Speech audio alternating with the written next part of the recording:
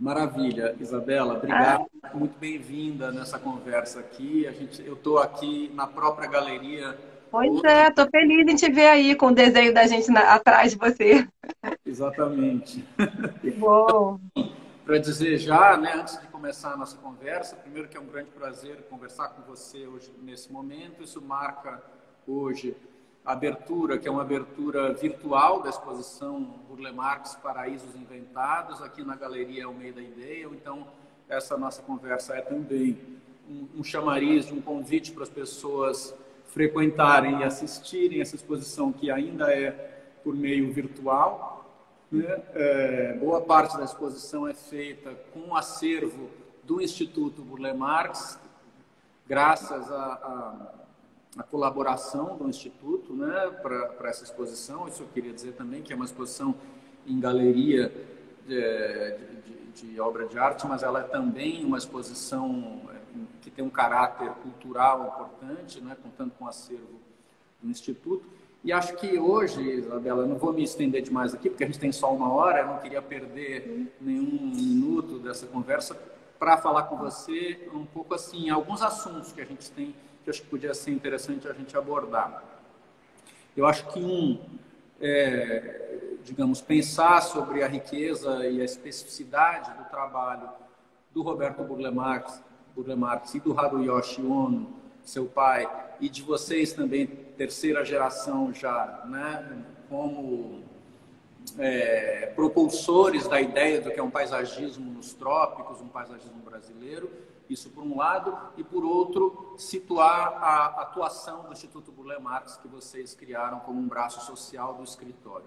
Mas vamos começar, então, falando ainda um pouco de forma mais ampla sobre o Roberto e sobre o Haru, seu pai. Quer Sim. dizer, o que você, antes de entrar no ponto de vista pessoal das suas experiências, primeiro eu te perguntaria assim, como é que você vê, se a gente tivesse que definir, né, o tipo de trabalho que eles criaram, quais seriam os traços principais, na sua opinião?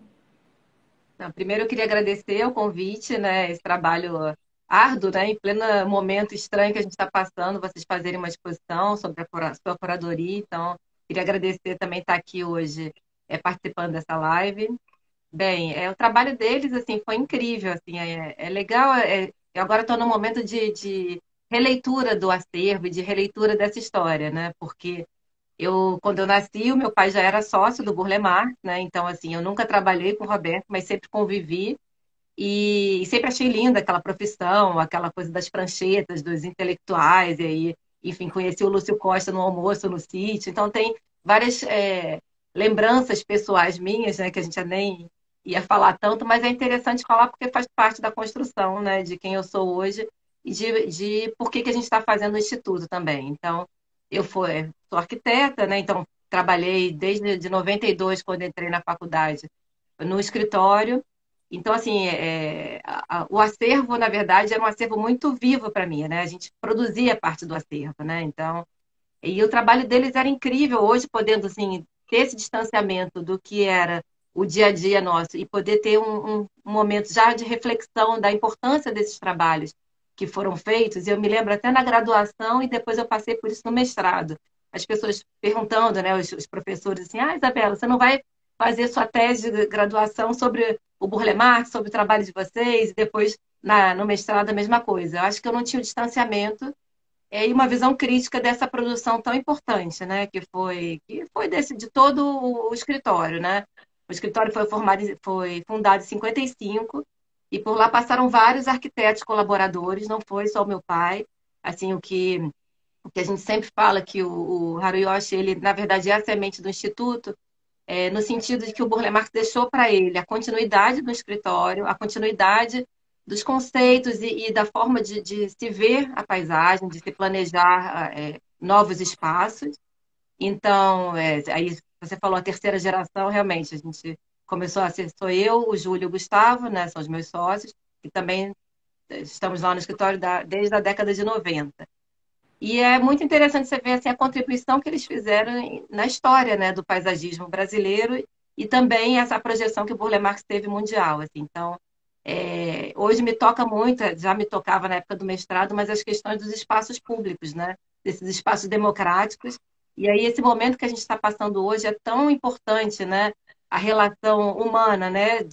Do indivíduo com os espaços, com os elementos naturais e com os espaços públicos, das relações entre as pessoas, né? Que a gente foi obrigado o mundo foi obrigado por um momento a ficar isolado, então é estranha essa ausência né? E também, enfim, a questão dos espaços realmente democráticos, desse contato com a natureza. Então, olhar para esse acervo e olhar para essa produção toda sobre uma nova perspectiva de uma organização da sociedade civil que gostaria, né, que tem o desejo de deixar isso, tornar isso público, né, um acervo privado, tornar público, assim, é fantástico. E a contribuição deles, cada dia que a gente abre uma parte do projeto e que a gente separa, né, ou separando o material para emprestar para vocês, para exposição, bem, o escritório fechado, aquela coisa que a gente já conversou, foi uma loucura, apesar de não muitas obras, mas separar, porque não tem, as pessoas continuam trabalhando de casa, né? Então, assim, agora a gente reiniciou muito hibridamente, assim, 2 dias em casa, 3 no instituto, com as museólogas, que é um trabalho de inventário muito presencial, mas aí também com os protocolos, máscara, o que é estranho, né? Você retornar com distanciamento.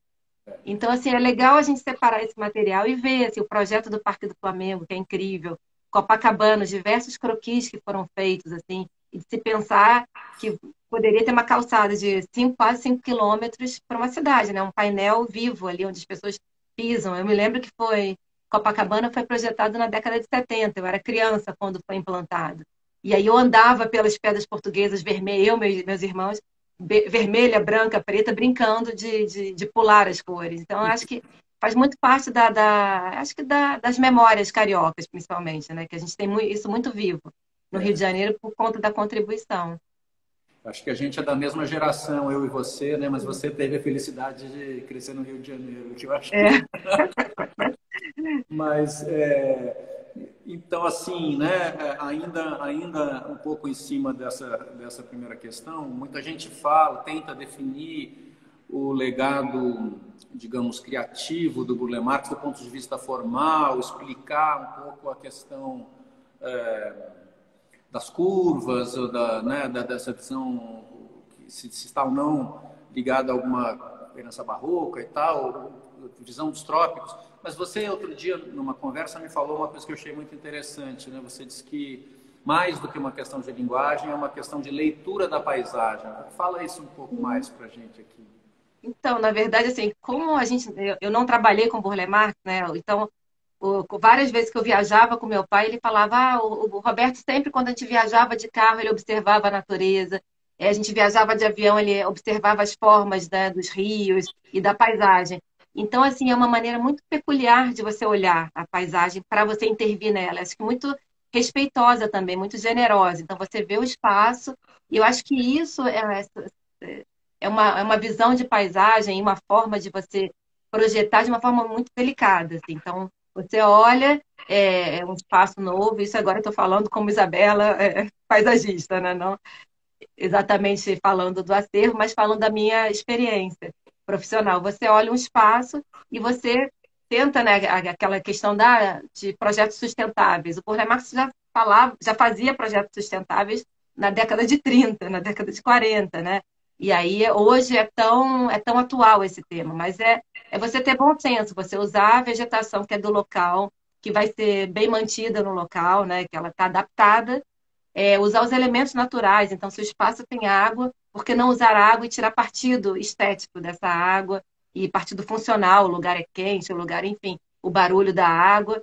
Então, tem uma preocupação muito sensível acho que com o indivíduo e com a paisagem. Então, é bem bonito, assim, e realmente as pessoas que passaram pelo escritório têm essa paixão, porque de alguma forma essa profissão e a forma como ele fez essa leitura e fez essas intervenções na paisagem são fantásticas. Então, quem teve a oportunidade de estar nesse universo, de ter tido contato com Burle Marx, é muito forte, assim. Para além dessas questões mais formais e mais conceituais, eu acho que é a questão mais da vivência mesmo, assim. E ele se preocupava com a experiência no espaço, experiências saudáveis de bem-estar, de, sabe, de fruição no espaço. Então, vocês, como arquitetos que hoje também mantêm o escritório de projetos, você diria que essa é a principal legado. Assim, quando vocês vão projetar, é isso que vocês Sim, conservam. sim, sim. Obviamente tem outros valores, né? Assim, a composição vegetal, e aí vai uma questão bem estética, né? Quais as plantas que compõem com outras, os conjuntos, os maciços de vegetação e a própria composição, né? Dos espaços, né? De prever muros de pedra numa situação que, né, exige muro de arrimo, enfim, a gente vai, a topografia, né? Quanto melhor você conseguir aproveitar a topografia original, é o ideal. Então, é um cuidado, assim, eu acho que é uma delicadeza no olhar, né, e no planejar. E eu acho que esses valores, a gente traz também um pouco no Instituto, né? A partir do momento que você tem esse cuidado com o próximo, né? Então, a gente está querendo abrir esse acervo, né, para abrir para novas reflexões e sempre pensando nessa relação, assim, do que é positivo, né? Quais as experiências positivas, o que desse acervo pode ser trazido para os dias de hoje e que pode reverberar reflexões positivas e gerar mudanças e gerar influências, pelo menos, no Legal. Olha, pensar hoje, então, né? eu acabei de ver aqui, chegou uma pergunta da Clara Werneck, perguntando se vocês, aí eu entendo o Instituto, se pretendem algum dia organizar expedições como as que o Roberto fazia. Tá aí uma boa ideia, Clara, gostei da Não, resposta. na verdade, eu desde pequena eu sou louca para ir para as expedições, as excursões, né? Meu pai foi em algumas, enfim, eu era louca, porque você cruzava o Brasil, você ia para a Serra do Cipó, você ia para o interior da Bahia, enfim, então, está no nosso radar esse projeto, porque é fantástico, né? Então, na verdade, o Instituto hoje ele está trazendo esse acervo e revendo no sentido de que forma o Burle Marx trouxe um pouco também dos biomas brasileiros para dentro das cidades, que eu acho que isso é bem interessante você ver no Parque do Flamengo, ou até assim, Copacabana tem os grupos de árvores da Restinga, então, assim, de que forma ele traz a vegetação nativa para as pessoas que não têm oportunidade também de ver, como uma forma de experimentação, porque ele trazia vegetação, experimentava, né? Assim, essa planta do cerrado, mas ela funciona bem num lugar mais de Mata Atlântica, num clima mais do Rio de Janeiro ou de São Paulo. Então, ele fazia essas experimentações, levava as plantas para o sítio, né? No primeiro momento, para enfim, sentir como essas plantas iam se desenvolver e trazia isso. Então é legal você percorrer o Parque do Flamengo, que é um laboratório vivo, e ver várias plantas de vários lugares do Brasil e também de plantas que ele trouxe de outros lugares, assim. E aí você vê como ela se desenvolve, assim, é bem interessante. Mas é uma ideia, assim, né? A gente já tinha pensado nisso, está lá, mas é porque tem tantas ações para serem feitas no Instituto que eu acho que a gente tem um ano, né? De fundado. Foi ano passado, então, na verdade, assim, não sei se eu falo agora um pouco da história de como surgiu o Instituto, ou Acho que você acha sim, que... mas deixa eu fazer uma pergunta para introduzir essa questão. Eu acho que o Burle Marx ele teve, além de ter sido o grande artista que foi artista em vários campos, né? Além disso, ele teve outras, no mínimo, outras duas características muito importantes, que são uma, a militância política pelo meio ambiente, né, que foi ficando cada vez mais importante, e dois, essa generosidade de oferecer boa parte de tudo que era dele para o governo, isso é, para todos, né? Para o público. O sítio Santo Antônio da Bica, que virou o sítio Burle Marx, que é do IFAM, que, portanto, é do governo, de visitação pública e tal. Então, ele teve, alguém que teve essa atitude. E aí eu vejo vocês agora dentro, né, do escritório, que é um escritório comercial de projetos, uma empresa que tem também boa parte do legado, sobretudo aí o legado dos projetos paisagísticos,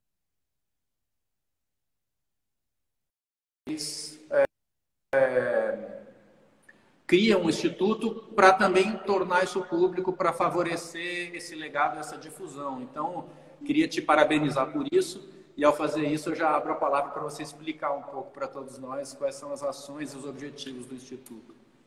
Então, você falou bem, se na verdade, assim, é uma responsabilidade social que a gente Tem, porque assim, o Burle Marx na vida toda dele, né, de escritório, você dá para ter uma leitura muito fácil do acervo todo organizado. Então, assim, a história toda do acervo, assim, ele fundou o escritório em 55. Em 65 entraram como estagiários o Haruyoshi e o Tabako, como estudantes ainda de arquitetura. E aí eles começaram a organizar de uma forma metodológica de entrada por ano os projetos de trás para frente, né, de 55 até 65, e começaram a arquivar isso para frente. E você pega também assim várias pastas, além do projeto estar todo organizado da mesma forma até os dias de hoje, inclusive nos novos projetos do escritório, continuam sendo arquivados dessa forma, várias pastas de clippings de jornal, porque naquela época não tinha Google, né?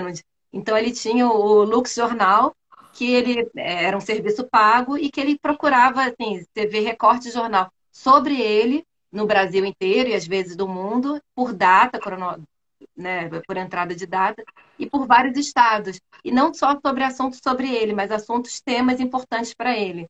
Então ele tem. Aí ele pegava Estado de São Paulo, Folha de São Paulo, Correio Brasiliense, vários jornais, e falava sobre questões que ele queria saber também no mundo ou no âmbito nacional. Então, questões relacionadas ao meio ambiente, questões relacionadas às artes plásticas, o que estava acontecendo.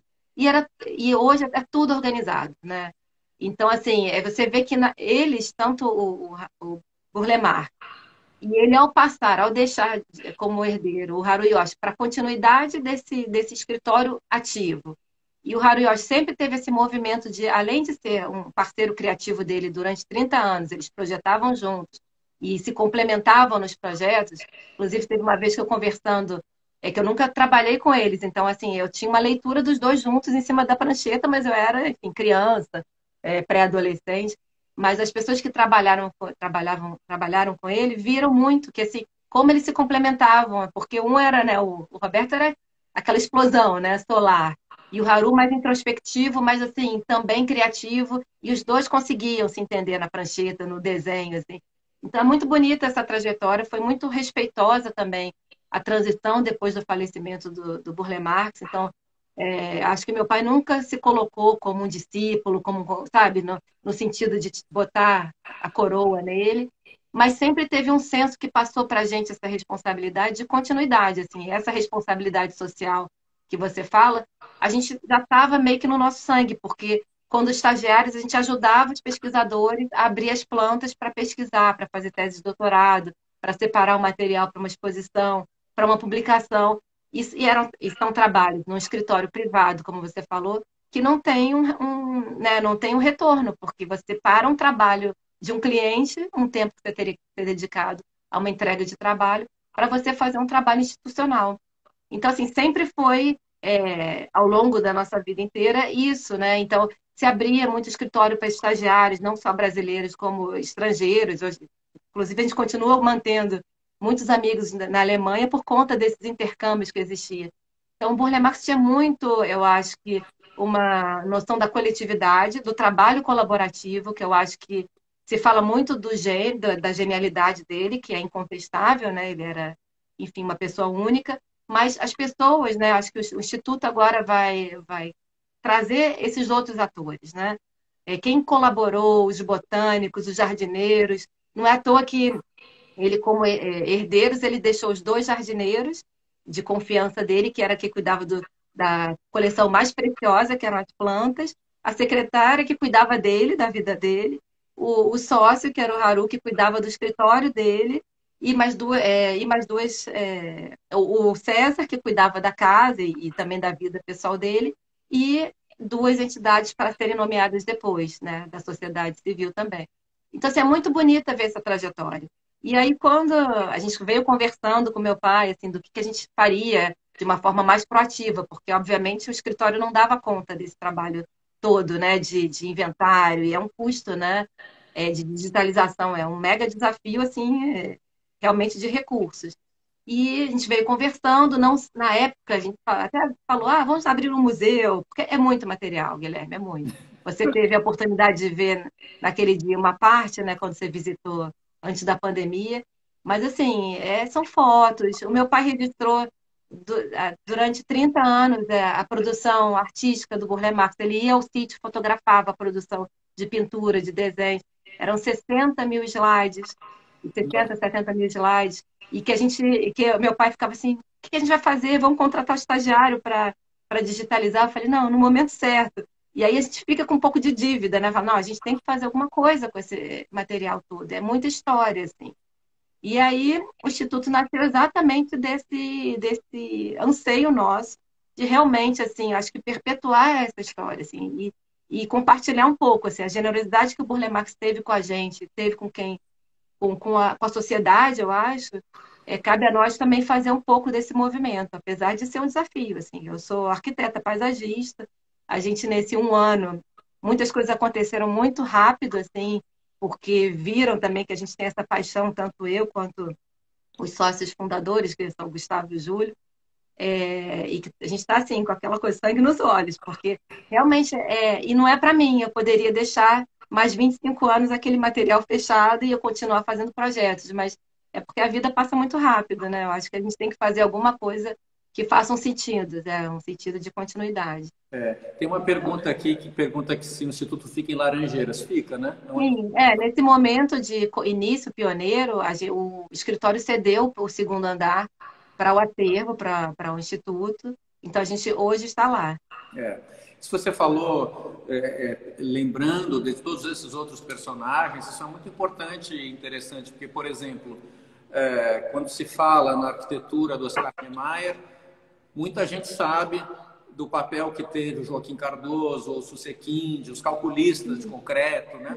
Agora, ninguém sabe do botânico, né? São figuras igualmente importantes no caso do paisagismo, mas que ficam muito invisíveis, né? Então, se uma das ações do Instituto for também revelar esses papéis, isso vai ter uma importância muito, muito grande. Não, e até assim, quando ele fazia excursões, com certeza tinham assim, os mateiros que levavam ele para descobrir as novas plantas, os lugares mais virgens. Então tem muita história que eu mesma sou curiosa de descobrir, assim. Então acho que e tenho certeza que muita gente vai se interessar. Então assim, hoje a gente está num momento muito assim, a pandemia também deu né, uma reviravolta, porque a gente tinha acabado de fazer o nosso planejamento estratégico no início do ano, e aí, em março, né, tudo, a gente já estava fazendo projetos de captação para, enfim, fazer novos projetos para que exatamente essas ideias saíssem do papel. E a gente contou, né, nesse pequeno ano que eu estava começando a falar, a gente contou já com ações interessantes, assim, a gente divulgou o Instituto, fomos convidados para uma exposição boa que teve no New York Botanical Garden no ano passado, e eles convidaram tanto na abertura para falar sobre o Instituto, então, o Instituto tinha meses e a gente foi lá falar sobre esse desafio, e depois a gente foi convidado para o fechamento no NYU, né, na Universidade de Nova York, também para falar com outro público, mais universitário, mas sobre a exposição e sobre o legado, né? Porque foi o que você falou, assim, o escritório ele tem todo esse acervo que hoje está comodatado para o Instituto, de toda a produção, quer dizer, quase toda, né? Produção paisagística, de projetos, de fotos, de clipes, de recorte de jornal, de conferências que o Burle Marx deu, que o Haruyoshi deu. Então, assim, tem muito material a ser pesquisado. E que hoje a gente está na fase de inventário, a gente ainda está fechado ao público, porque primeiro tem que organizar para no futuro ter apoios para digitalização e para um banco de dados e disponibilização. Então, essa é a nossa meta a curto prazo, assim, ter apoios que a gente consiga, né, trabalhar com essa digitalização, que é o objetivo fim, que é ter informação para passar, né? Conteúdo, né? Nesse sentido, vocês se miram em alguns exemplos, assim? Eu penso aqui, por exemplo, na Casa de Lúcio Costa ou no Instituto Lina Bobardi, acho que me ocorrem como exemplos um pouco semelhantes, mas que já tem mais tempo. A Casa de Lúcio Costa acho que fez através da Petrobras naquele momento, se não me engano, né? Sim. Como é que agora? Agora é um momento muito mais difícil, né, Isabel? Agora é um momento difícil, exatamente. Assim, a gente conhece o trabalho da Casa de Lúcio Costa, conhece, já até manteve contato com o pessoal da Lina, enfim. Mas, assim, tem similaridades, mas cada instituto, né, tem uma forma, uma política interna. E o nosso é engraçado, porque somos um escritório ainda ativo, né? Ao mesmo tempo que você tem um instituto, que seria o braço social do escritório, e que está totalmente desvinculado no sentido de atividade, mas a gente tem uma questão assim quase que ética dos projetos. Então, a gente não pode, por exemplo, divulgar todos os projetos, porque tem projetos privados que têm uma confidencialidade. Então, assim, tem todo um processo e um caminho, né, para a gente realmente tornar esse material público. Tem quase que uma curadoria interna para que esse material chegue, porque vai chegar, sim, na quase sua totalidade no futuro, espero que em breve, mas vai chegar ao público, mas que tem que ter algumas questões que são inerentes a um escritório também. Então, a gente está trabalhando bastante nisso. Você diria que as duas principais missões do Instituto são a conservação do material e a difusão? Isso. É isso? É a preservação desse material, né, de uma forma física, e a disseminação a gente fala até assim, reverberação desse legado, que na verdade é ter conteúdos para trazer novas reflexões e para que a nova geração de jovens, a gente se preocupa muito, assim, a gente já foi dar palestras em universidades e até fora do país, então é engraçado você ver que o nome é conhecido, o Burle Marx. E quando a gente traz, por exemplo, a perspectiva da multiplicidade, né, de trabalhos, de formas de expressão artística dele, as pessoas, nossa, ele fez joias, nossa, ele, além de paisagista, ele era pintor, porque ele não foi reconhecido em vida, quer dizer, foi reconhecido, mas não tanto como foi como paisagista, né, É. como pintor, e ele era artista plástico, né? Então, assim, a nossa intenção é que a gente tenha, que gere alguma mudança e realmente, né, algum impacto nessa nova geração e que essa geração possa passar para as outras e outras. E que essa história, né, tenha continuidade. Eu acho que é isso. Então, mais do que simplesmente abrir as informações e as pessoas terem seus rebatimentos, a gente quer provocar, e a gente já começou isso, ano passado a gente fez a primeira roda de conversas, gentilmente cedidos pelo Instituto Moreira Salles, que é um parceiro técnico, que ele ficou, né, a gente fez uma parceria técnica com o Instituto Moreira Salles para guardar esses slides de uma forma mais adequada. Então, Ah, 60 mil slides do meu pai foram para serem reacondicionados e no futuro serem digitalizados no Instituto Moreira Salles. Então, assim, nesse pequeno um ano e pouquinho de trabalho, a gente já conseguiu algumas ações muito importantes, assim, por conta da exposição do Jardim Botânico de Nova York, teve um pequeno apoio institucional para a organização e para o início do inventário de uma organização filantrópica americana. E é isso, assim, a gente devagarzinho está falando com as pessoas e divulgando, acho que é o mais importante, e participando de ações como a de vocês, né, de realmente de divulgar o legado. Então, então, se de alguém alguma que está forma, nos ouvindo hoje, agora aqui, por exemplo, seja ele uma pessoa física ou jurídica e quiser ajudar o Instituto, como é que a pessoa, sim, como é que se faz? não, pode apoiar, porque eu acho que o que é importante é que as pessoas percebam que a responsabilidade, quer dizer, que a gente está tendo um esforço, né, da nossa parte de possibilitar, né, e de estar lutando por esse propósito, mas sim, que as pessoas também, isso vai ser um bem público, né, então que as pessoas também podem, de alguma forma, se responsabilizar. E essas reflexões, né, dessa nova da juventude é também para reverberar no próprio viver nas cidades, né? Eu acho que agora a gente tem falado bastante disso, por conta desse momento, né, pós-pandemia, que ainda não é pós, mas enfim, de como a gente vai, né, ressignificar as vivências na cidade, os espaços públicos que muitas vezes estão abandonados. Então, eu acho que se você traz a noção de um patrimônio, né, de um bem público, e a pessoa se responsabiliza por esse bem público, então o Parque do Flamengo, Copacabana, as praças públicas, eu acho que e os jovens se engajam muito nessas questões e nas questões ambientais, eu acho que também, que são importantíssimas, então, e que estão todas conectadas com essa questão dos espaços verdes, de cidades mais saudáveis, eu acho que já seria um ganho, né, para receber esse conteúdo e pensar sobre, falar, nossa, esse grande ator, né, brasileiro, esse grande personalidade brasileira que faleceu em 94, tem quantos anos, né? E que é tão atual hoje nessas debates, né? Que são debates públicos. Então, pensar que ele falava na década de 60, nos congressos nacionais de cultura, enfim. Tem até um livro, né? Não sei se você conhece o livro da Catherine, o Depositions, que ela traz essas reflexões. São debates sobre meio ambiente, sobre cultura, no momento de ditadura, na década de 60, né? Falando sobre a preservação e a devastação da Amazônia. Nossa, um tema mais do que atual hoje, né? Então, assim, é Super. incrível você trazer essas pérolas, né? São realmente pérolas. Aí, cada vez que a gente se mergulha, hoje eu estava no Instituto, aí vi mais um desenho, você fica, nossa, que maravilha. Aí você vê um clipe de jornal falando sobre o pedregulho.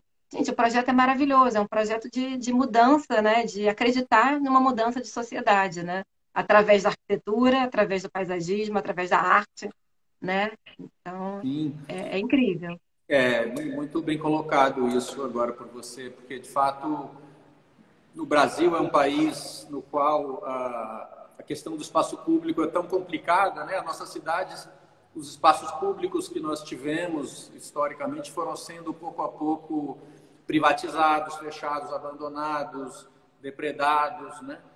E isso é espelhando uma privatização da esfera pública. E talvez um dos exemplos mais bem-sucedidos, quando a gente fala assim, né, que o Brasil tem problema com o espaço público historicamente, claro que o contra-exemplo que todo mundo pensa imediatamente são as praias da Zona Sul do Rio de Janeiro, Sim. o Aterro do Flamengo, que são espaços públicos muitíssimo bem-sucedidos, porque tem uma relação muito forte entre projetos inteligentes e potentes e um tipo de uso que sempre se renovou, né? E no caso das praias, mesmo até que mais recentemente tenha havido, às vezes, tentativas até do governo de boicotar o acesso das classes menos favorecidas às praias, cortando linhas de ônibus, etc. As praias se mantêm como esse lugar muito democrático, da convivência entre classes e etc. E isso tem tudo a ver com essa inteligência do Burle Marx e do escritório Burle Marx na criação do projeto do que vieram a ser, porque é tudo artificial, em certa medida. O aterro é totalmente, mas mesmo as praias, aquilo também foi aterrado, né? Também foi enterrada. As calçadas são construídas como projeto mesmo. Então, assim, realmente a obra do Burle Marx traz o legado do espaço público de um lado e do outro da natureza. E essas duas coisas se juntam, né? E o que eu acho bonito do trabalho dele, né, é que também não era.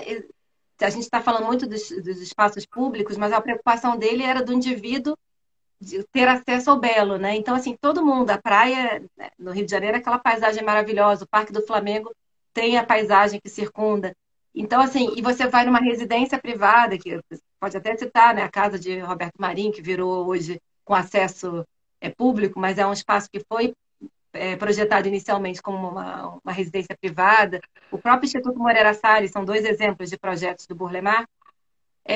Então, assim, a preocupação de uma estética, né? Do indivíduo ter o contato com essa leveza que as artes plásticas trazem para a gente, né? Do belo, né? E que eu acho que ele também, o Burle Marx, traz um pouco dessa quebra da arquitetura, né? Muito dura e racional, para uma coisa realmente mais macia e mais, né, prazerosa. Eu acho que essa preocupação permeia, né, todo, né, o diálogo do Burle Marx, toda a contribuição que ele deixou para a gente.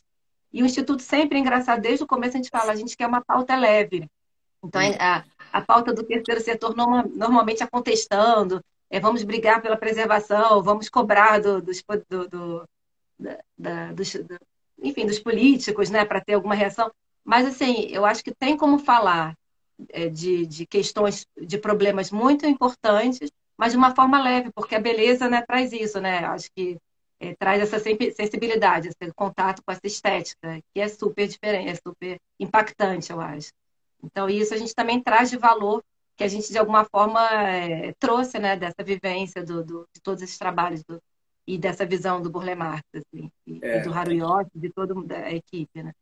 E, de fato, como você falou agora há pouco também, se por um lado a obra do Burle Marx e de toda a equipe ficou sempre muito associada a uma beleza que é também uma forma de expressão do nosso meio, né? Do nosso bioma, da própria potência dos trópicos, e isso tem um caráter poético, um caráter lírico. Ele foi, ao longo da carreira, politizando isso, né? Através da defesa do meio ambiente. Então, isso hoje é um traço muito importante, de fato, a ser revelado quando se fala do legado do Burle Marx. Você estava dizendo aqui dessas atuações, né? Eu me lembro, talvez uma das mais... Me lembro, digamos assim, lendo, né? Porque não na época, claro.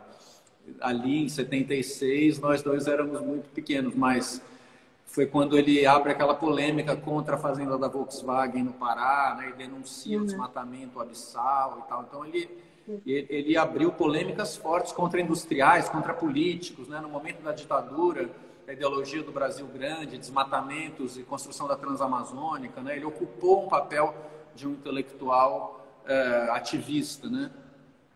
Sim, mas ele não congelou, que eu acho que é bem interessante na trajetória dele, que ele não congelou nesse papel, né, de contestador. Ele conseguiu circular em todas as esferas públicas, principalmente. Então, você vê Brasília, né, grande parte projetada por ele.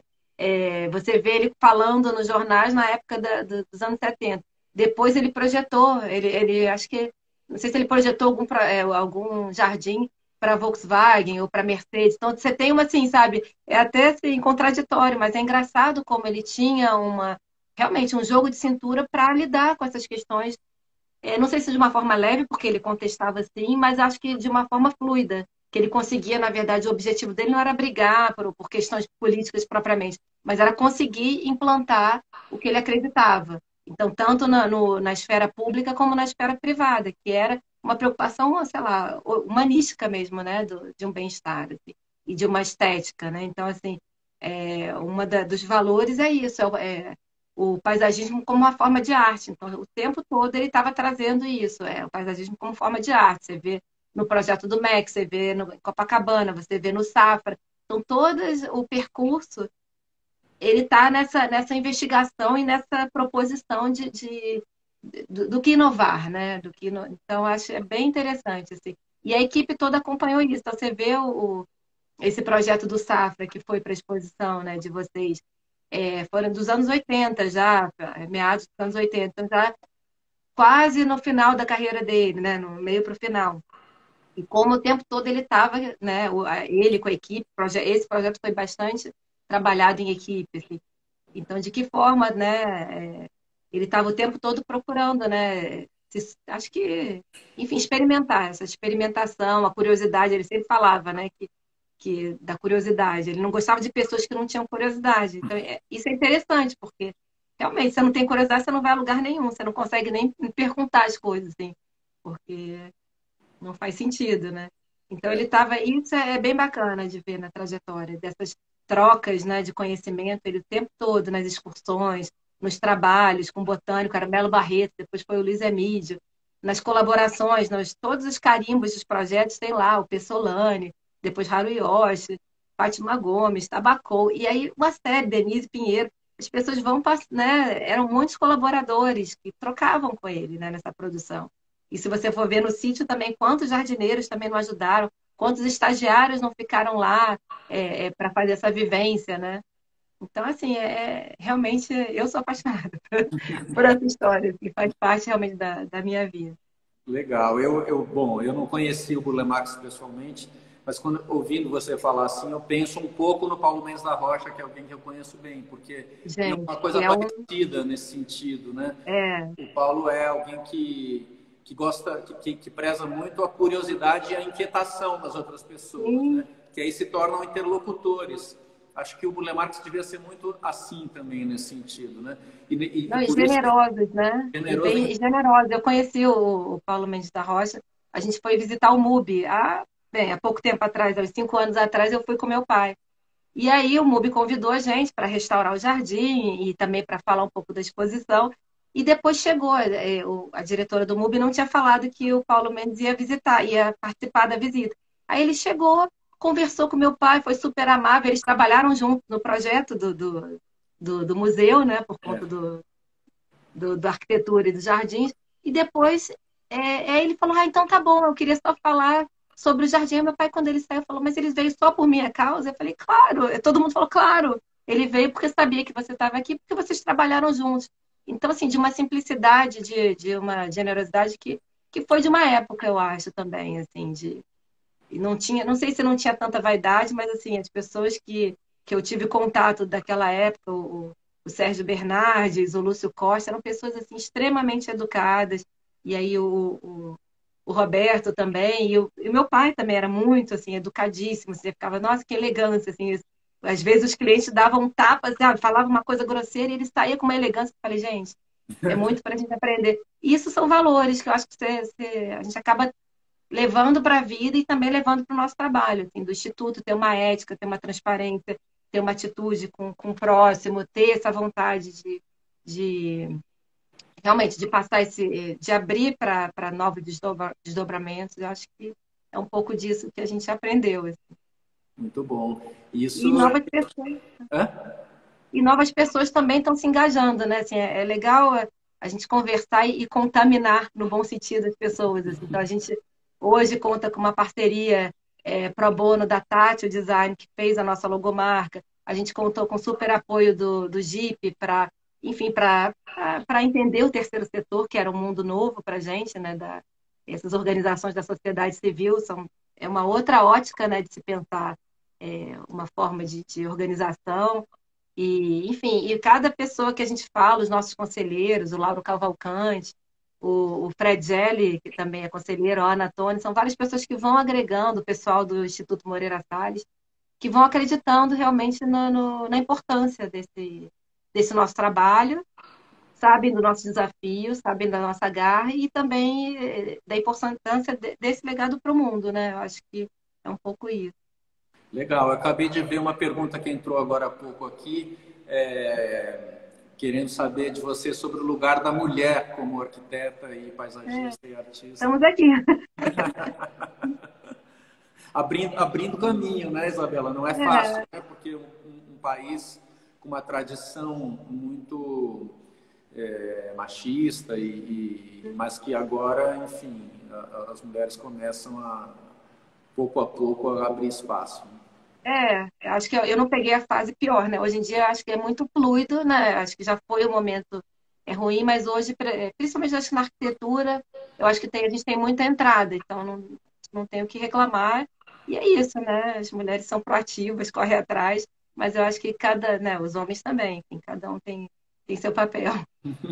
Olha, eu vi que o Lauro Cavalcante está aqui nos assistindo, por exemplo, Ah, que bom. e aí, Ele é maravilhoso. e aí eu me lembrei da exposição no Paço Imperial, que foi uma exposição muito importante, né? Talvez a mais completa que tenha É mais sido completo. feita sobre a obra do Roberto. E vocês lá construíram um jardim, né? Hum. Conta pra gente um pouco como é esse processo de fazer isso. Então, na verdade, assim, a exposição foi mais completa, foi no Paço e depois ela itinerou para São Paulo, para a Alemanha e para a França. Então foi bem completa, assim, ela depois itinerou um pouco menor, mas pegou todo o espectro de atuação múltipla do Burle Marx. E aí era incrível, né, o período da curadoria desse trabalho e da seleção de material, porque ainda na montagem, aí o Lauro ia no escritório, aí separava uma planta, aí a gente, isso aqui não está no seguro, aí saiu o Haru e o Lauro com a planta embaixo do braço para colocar na exposição. Então tem umas coisas engraçadas. E aí, como tinha o pátio interno do Paço Imperial, a gente falou, vamos fazer um jardim novo, até se fala que o jardim foi inspirado em outro jardim do Burle Marx, mas não, a gente fez um jardim do zero, ali no Paço, exatamente para ter um contato. Eu acho que o Burle Marx era muito da experiência, né? No jardim, no contato com elementos vegetais. Então, ter essa possibilidade de ter qualquer elemento vivo dentro da exposição era fantástico, seria fantástico. E aí a gente propôs aquele pátio, e aí era engraçado, porque ali em plena Praça 15, aí eu me lembro da Alicia falando, tem borboletas no Paço Imperial, coisa que eu nunca tinha tido, porque lá é pedra, aquelas pedras, aqueles granitos enormes no piso. Então, ficou bem legal aquele jardim. A gente criou um painel de azulejos também para a exposição, para ficar exposto nos jardins. Então, as peças, o Burle Marx e o Haruyoshi, na época, no início dos anos 90, eles fizeram umas peças com a geia cerâmica e que eles montavam os painéis artísticos. Então, montamos uma para o Passo, que era um desenho inédito que o Haruyoshi fez, e a gente teve a possibilidade agora, há 2 anos atrás, também de fazer uma releitura desses painéis, porque a gente continua tendo as peças, e fizemos uma releitura para um casa-cor, a gente fez um banco também, agora a nossa releitura. Assim. Então é interessante como, de alguma forma, a gente vai trazendo um pouco esse DNA, obviamente com uma outra forma de olhar mais contemporâneo, porque, É, enfim, somos pessoas jovens, né? Mas, mas é legal que fica essa herança e a gente vai dando continuidade aos conceitos, à forma de atuação, enfim. E aí foi super interessante a exposição. A gente viajou junto com o Lauro, foi bem legal. E foi importante para também, acho que com o marco dessa itinerância, para a gente trazer trazer luz para essa multiplicidade do Burle Marx, né, na forma de se expressar artisticamente. Então foi bem legal. legal. Tem uma pergunta que veio, mas já passou aqui, já sumiu o nome de quem fez, eu não consegui ver, mas a pessoa lembra do papel da Margaret Mee, né? E Sim, em relação à questão das mulheres, e acho que fala um pouco que o Burle Marx na vida dele era sempre rodeado de muitas mulheres, né? No sentido. sim, sim. Ah, tinha a Nanusa, tinha a Margaret Mee, essas pessoas eu me lembro. Tinha a Rosinha Leão, tinha a irmã dela, que também era da família do Carlos Leão. Tinha um grupo assim, de amigas. Assim. Tinha a Leni Piquet, eram sempre muitas amigas. Aí tinha a Zélia Salgado, eles tocavam piano durante os almoços de sábado ou domingo. Assim. Eu me lembro, eu pequena, aí tinha as pessoas mais velhas, e a gente ficava lá rondando, né? E como a questão da estética era tão forte que assim, a própria mesa era uma mesa com um panô pintada por ele, a comida era toda assim, tinha uma forma estética de se apresentar. Eu me lembro que eu e meus irmãos a gente falava, vamos comer o pirê de boto cor-de-rosa, porque ele tinha ido para a Amazônia, e aí fez, não tinha nada a ver, era o pirê de beterraba, sei lá, que era rosa. Então, a gente fazia as alusões porque tinha uma estética, tinha uma cor, assim até na própria comida. E era assim, né? Ele tinha realmente as facetas de cantar, da culinária e da expressão artística plástica mesmo e do paisagismo. Acho que muito a mãe teve uma importância muito grande na formação dele, né? Sim, Porque acho que a mãe tocava piano, né? Todo esse lado das artes também vem muito daí, né? sim. E como é que você vai fazer para tocar um instituto e um escritório ao mesmo tempo? Não, na Como é que verdade, a gente você está se já faz? dividindo. Não, o Júlio e o Gustavo estão tocando a parte de projetos, eu fico na gestão do escritório e na gestão do instituto. Então, agora, nesse primeiro momento, eu estou mais dedicado ao instituto, mas, enfim, sempre estou jogando nas duas áreas.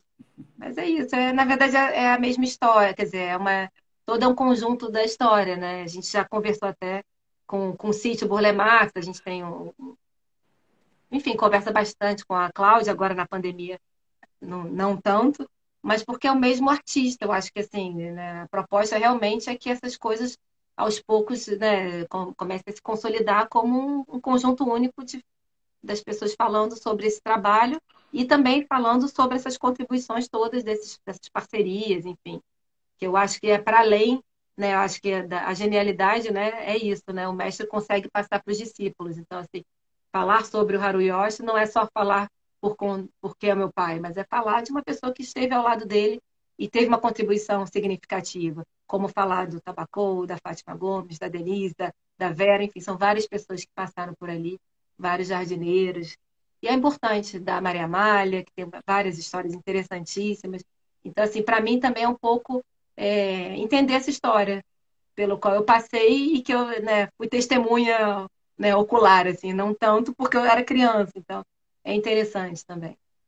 E aí ter esse propósito, que é realmente de abrir a possibilidade para que outras pessoas que não tiveram a oportunidade que eu tive de contato com essa história começarem a ter, e começarem a ter suas reflexões, seus rebatimentos, e de fato terem alguma mudança na forma de viver, eu acho, pai, né? No entendimento, né, de de viver em cidade, de viver com contato com elementos naturais, na arquitetura, enfim.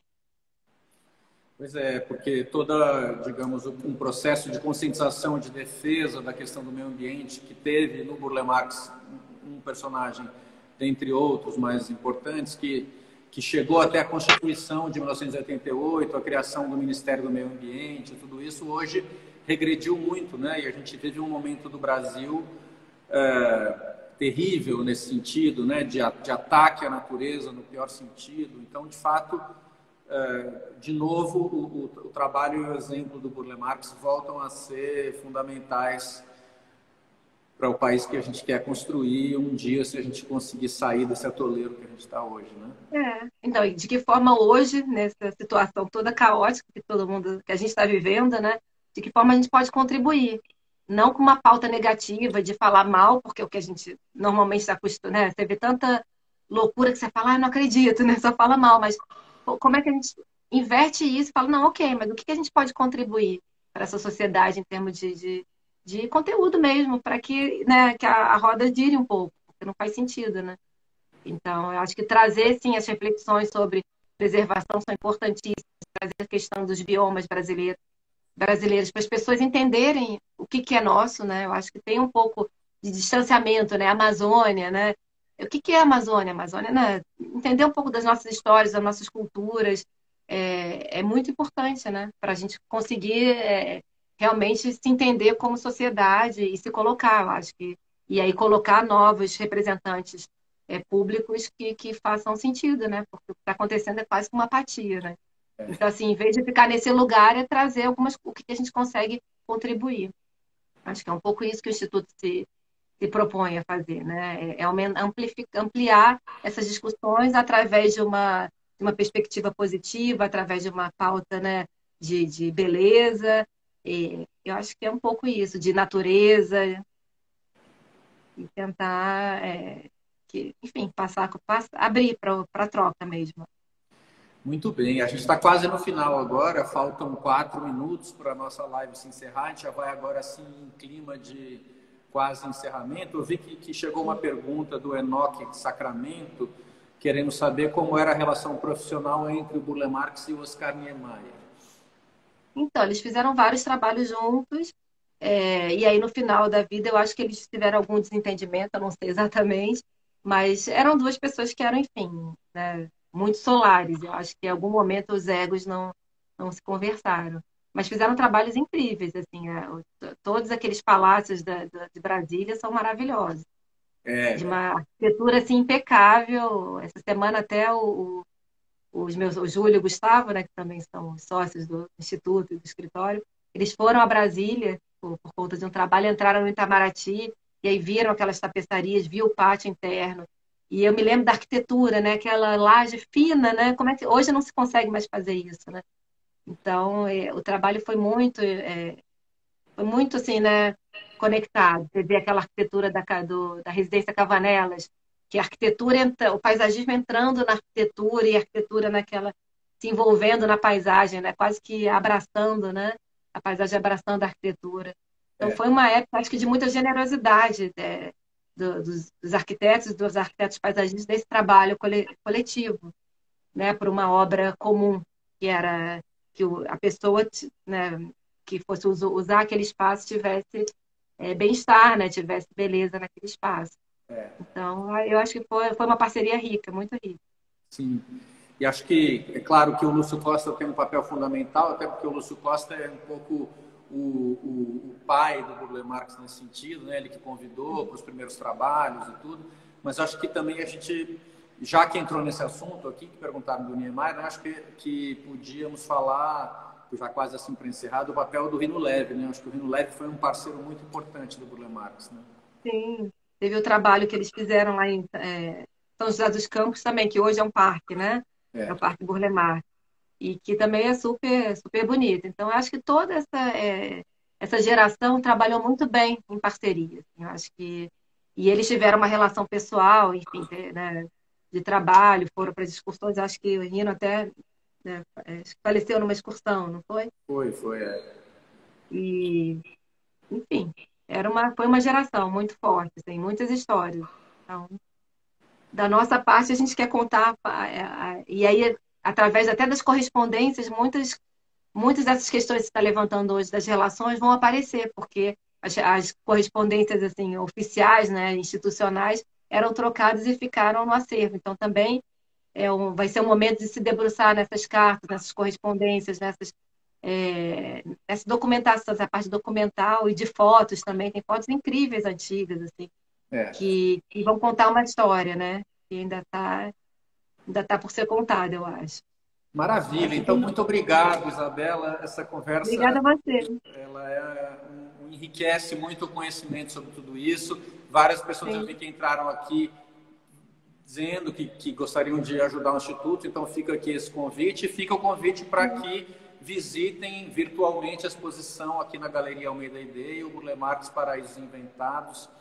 E boa sorte ao Instituto. Continuamos aqui em Obrigada. contato. Tá bem? Sim, tá bom. Obrigada.